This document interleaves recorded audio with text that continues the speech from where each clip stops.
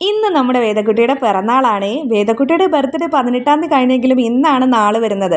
അതുകൊണ്ട് തന്നെ ഞാൻ ഇന്ന് രാവിലെ കുറച്ച് നേരത്തെ എണീറ്റിട്ടുണ്ടായിരുന്നേ. ഒരുപാട് നേരത്തെ അല്ല, ഒരു 6-6:30 മണി. സാധാരണ സ്കൂളില്ലാത്തതുകൊണ്ട് ഒരു 8-8:30 മണിക്കാണ് കേട്ടോ ഞങ്ങൾ സാധാരണ എണീക്കാറ്. പക്ഷേ ഇന്ന് കുറച്ചുകൂടെ നേരത്തെ എണീറ്റിട്ടുണ്ട്. അവൾ എണീക്കുന്നതിന് മുന്നേ കറികളൊക്കെ ആക്കാമെന്ന് കരുതിയിട്ടാണ് കേട്ടോ നേരത്തെ എണീറ്റത്.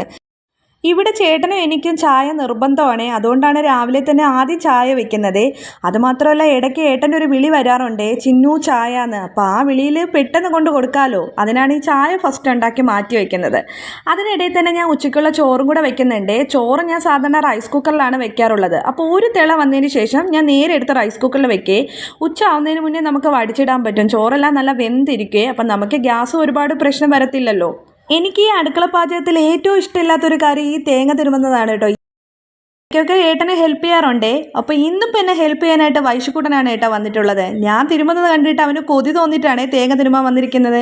അപ്പോൾ അവന് തേങ്ങയൊന്നും തിരുമാൻ അറിയത്തില്ല. കുറച്ച് തിരുമിയിട്ട് മാറ്റി വെച്ചിട്ട് പോയേ, കുറച്ച് തേങ്ങയും കൂടെ എടുത്തുകൊണ്ടാണ് പോയിരിക്കുന്നത്. അപ്പോൾ അടുത്തതായിട്ട് ഞാൻ തന്നെ ബാലൻസ് ഉള്ള തേങ്ങ മൊത്തം അതാ തിരുമി എടുക്കുന്നുണ്ട്. അതിനിടയിൽ കൂടെ ഞാനൊരു ചായയും കൂടെ കുടിക്കുന്നുണ്ട്. ചായ കുടിച്ചില്ലെങ്കിൽ ശരിയാവത്തില്ലെന്നേ, നമ്മുടെ മൈഗ്രെയിൻ തലവേദന പെട്ടെന്ന് വരും. അതുകൊണ്ട് തന്നെ ഒരു ചായയും കൂടെ കുടിച്ചായിരുന്നേ. ഈ ബുക്കിൻ്റെ കഥ പറയുകയാണെങ്കിൽ ഈ ബുക്ക് എൻ്റെ ഒരു പ്രമാണ ഗ്രന്ഥമാണ് കേട്ടോ. കാര്യം എന്ന് പറഞ്ഞാൽ ഇത് ഞാൻ ഒരുപാട് ഉപയോഗിച്ചിട്ടുള്ള ഒരു ബുക്കാണ്. അപ്പോൾ താഴത്തെ, അതായത് ഞാനിപ്പോൾ നിൽക്കുന്നത് ഫസ്റ്റ് ഫ്ലോറാണ്. താഴെ ഗ്രൗണ്ട് ഫ്ലോറിലാണ് ഞങ്ങളുടെ അടുക്കള ഉള്ളത്, നമ്മുടെ ഒറിജിനൽ അടുക്കള. അപ്പോൾ ആ അടുക്കളയിൽ നിന്ന് എനിക്ക് യൂട്യൂബിലെ വീഡിയോ ഒന്നും എടുക്കാൻ പറ്റാത്തതുകൊണ്ട് ഏട്ടൻ തന്നെ എനിക്ക് സെറ്റപ്പ് ചെയ്തു തന്നെയാണ് കേട്ടോ ഈ ഫസ്റ്റ് ഫ്ലോറിലുള്ള ഈ ചെറിയൊരു അടുക്കള. ഞങ്ങൾ ഇങ്ങോട്ട് മാറിയപ്പോഴേ എനിക്ക് ഈ പാചകത്തിനെ പറ്റി ഒരു കാര്യവും അറിയത്തില്ലായിരുന്നേ. അപ്പോൾ അതുകൊണ്ട് തന്നെ എൻ്റെ അമ്മായിയമ്മയാണ് എനിക്ക് പാചകത്തിൻ്റെ കാര്യങ്ങളെല്ലാം പറഞ്ഞു തന്നത്. അപ്പോൾ അമ്മ പറഞ്ഞു തരുന്ന റെസിപ്പികളെല്ലാം ഞാൻ ഈ ബുക്കിലോട്ട് അങ്ങ് എഴുതി എടുക്കാമായിരുന്നേ. അതുകൊണ്ട് തന്നെ എനിക്ക് ഇവിടെ എന്ത് കാര്യങ്ങൾ പാചകം ചെയ്യുമ്പോഴും ആദ്യം ഞാൻ അപ്പോൾ ആ ബുക്കിൻ്റെ കഥ അവിടെ ഇരിക്കട്ടെ. ഇതിനിടയിൽ കൂടെ ഞാൻ പരിപ്പ് കറി ഉണ്ടാക്കി തീർന്നിട്ടുണ്ടേ. അപ്പോൾ പരിപ്പ് കറി എനിക്ക് ടെസ്റ്റ് ചെയ്യാൻ വേണ്ടി വന്നിരിക്കുന്നത് എൻ്റെ ടെസ്റ്റർ, എൻ്റെ ആസ്ഥാന ടെസ്റ്റർ എൻ്റെ വൈശുക്കുട്ടനാണ് കേട്ടോ.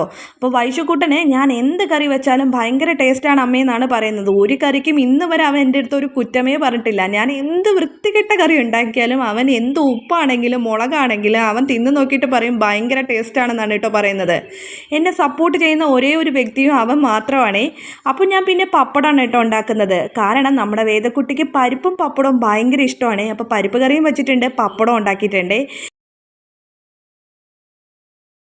അടുത്തതായിട്ട് ഞാൻ വയ്ക്കാൻ പോകുന്നത് സദ്യക്കൊക്കെ കിട്ടുന്ന നമ്മുടെ മധുരമുള്ളൊരു പൈനാപ്പിൾ കിച്ചടിയില്ലേ, അതാണ്. അപ്പോൾ ഈ പൈനാപ്പിൾ ഉണ്ടല്ലോ, ഇത് നമ്മുടെ സ്വന്തം പറമ്പിലുണ്ടായ പൈനാപ്പിളാണ്. പൈനാപ്പിളൊക്കെ ചെറിയ കഷ്ണങ്ങളാക്കി കട്ട് ചെയ്തതിന് ശേഷം കുറച്ച് വെള്ളവും ഉപ്പും മഞ്ഞപ്പൊടിയും ചേർത്ത് നന്നായിട്ട് വേവിക്കാൻ വെക്കുന്നുണ്ട്. അപ്പോൾ അതവിടെ ഇരുന്ന് വേവട്ടെ. അതിനിടയിൽ കൂടെ നമുക്ക് ബീട്രൂട്ട് കിച്ചടിയും കൂടെ ഉണ്ടാക്കിയെടുക്കാമേ. അപ്പോൾ അതിനായിട്ടൊരു ഹാഫ് ബീട്രൂട്ടാണ് ഞാൻ എടുക്കുന്നത്. കാരണം ഇവിടെ ബീട്രൂട്ട് കിച്ചടി ഒരുപാട് പേർ